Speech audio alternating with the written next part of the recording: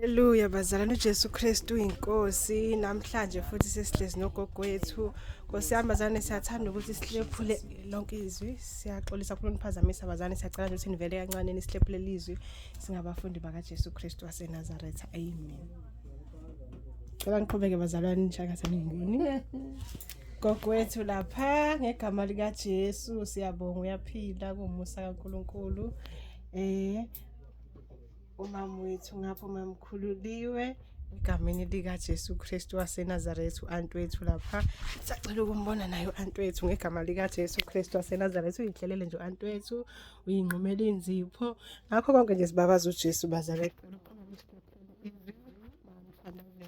manje naye ngapha bazalwane uyidlelise inkosi yami uyasifida umphefumulo. haleluya Jesu Kristu inkosi siyabonga bazalwane kumnandi ekhaya abafundi sicela siqhubeke Jesu Kristu inkosi lesivula amahubo 34 verse 18 lapho khona ukubonga umusa kaNkuluNkulu leli verse leli elokulapha umoya ukuthi noma sisezimeni ezinzima kangakanani sigula umoya sigula enyameni sigula kuyona into yonke into ekhona emzimbeni esenza ukuthi sigcine sibona ngathi uNkulunkulu noma sikhuleka futhi izono zethu ziningi kakhulu akasizwa kanti lapha yana sisuke sisase kuyitest ukuthi uNkulunkulu njengoba sisesikhathini sokudela konke sishiya zonke izinto soloko sikuthathe ngoba sithemba yena noma sikuthathe ngoba sibona abanye noma sikuthathe ngoba sisabele kuyosha noma sikuthathele ukuthini leyo nto leyo so izimo ziyasivukela ke zishaye bazalwane so ivesi namhlanje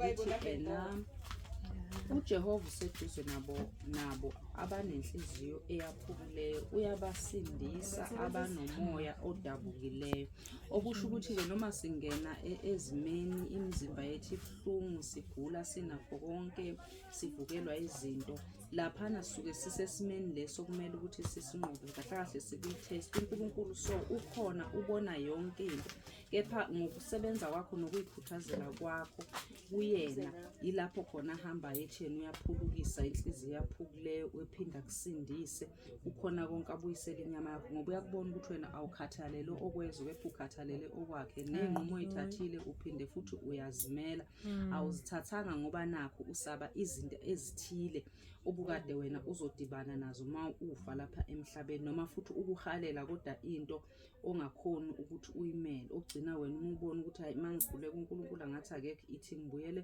kubantu basezweni bayokungisindisa ungakwenzi lokho kodwa uma kuyena uNkulunkulu ke naye uyenza ukuthi bese yakuphulukisa akukhiphe akubuyisele umphefumulo wakho uphinde umdumise ngakho konke onakho amen bazalwane haleluya siyambonga uJesu lazela namandla izwi liyasiqinisa liyasikhuthaza amen siyambonga uJesu ngakho konke besicela nje nogogo wethu kuba khona sipha kona Nkosi yami hleze share line nogogo Nkosi yami kodwa nje besicela namhlanje sithanda ukuthi nani bazalwane nizwe amazwi amnandi aphuma nagogo wethu siyambonga uJesu amen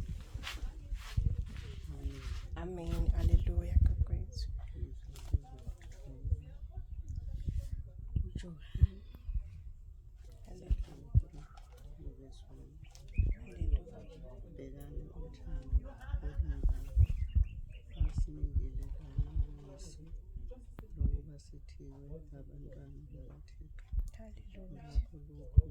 umhlaba awasazi ngoba ungamazana ngoba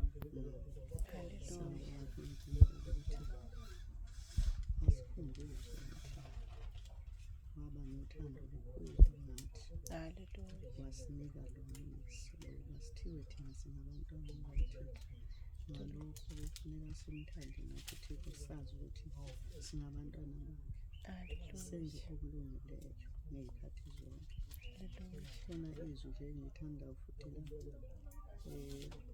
Matthew 17 uthi uma ukukholwa kwenu kungane inhlamvu yesinani nothi ndabasuka lalisuku haleluya kodwa lolu hlobo lwenzeka ngokukhuleka nangokuzilukula haleluya bonke lawo mazwi nokubonga nje uNkulunkulu ukuthi usangithwele ngesimini engusona ukuthi ngiyambona ukuthi intambama ilangaselika ngasekushoneni kimi bese nginikela leli fanele lokudela haleluya delile konke bengikhonzile bengithemba bekuyithemba elikhulu. Haleluya. Endlini yami ubungafika ukhanda ikhemisi indlela bekugcwele ngayo izinto ebengiyithembile kodwa manje into yangenza ukuthi uma ngifika la ekhaya labafundi uma kufundwa izwi into eyangenza ukuthi ngithathe isinqumo sokudela umuntu ukuthi vele lolu vucu lugcwele kuleya ndlu yami aze lungisize ngalutho. Ngizulela umhlaba wonke azingisizakala kodwa mase ngithola lapho esengizosizakala khona umphefumulo. Haleluya. Mase ngithatha isinqumo sokuthi hhayi ngiyathatha leli vangeli lokudela wona.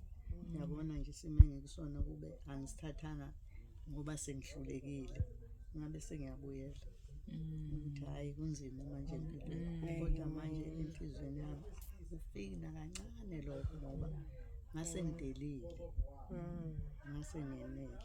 Ngalokho-ke ngiyambonga uNkulunkulu ngoba sekhaya abafundi ngithola uthando nokuphatheka kamnandi. Abantwana bakathi ngihleli nabo bangibekezelela noma ngisishosha akekho engiyengibona ukuthi usengicasukele ngibona nje bonke bengibambe kanje bangapha bayangenza yonke into banothando nje olwesimangaliso. Manje ngiyalubonga nami lolu thando sengathi nami lungafinyelela enhlizweni nasengqondweni ngibe nalo noma ngihleli la nginithande ngiyabona nje ngigone nje Haleluya. nginothando nani Uyasithanda gokwethu. Haleluya. kakhulu ekuseni nje ukuthi sibusiseke ngalapho. Haleluya. Abona nje mina kwami iBhayibheli exercise ipeni ngenzela ukuthi okunye ngibuye ngingakuboni kahle eBhayibhelini uma sengibhalile exercising ngizobona kahle ngibona kahle ngifunde kahle ukuthi lokhu ukuthi incwadini kaJohn 17:11 angisephezweni mina basekuzweni lo mina ngiyakuwe babo ingcwele bagcine egameni lakho labo nginike bona babe munye nje nawe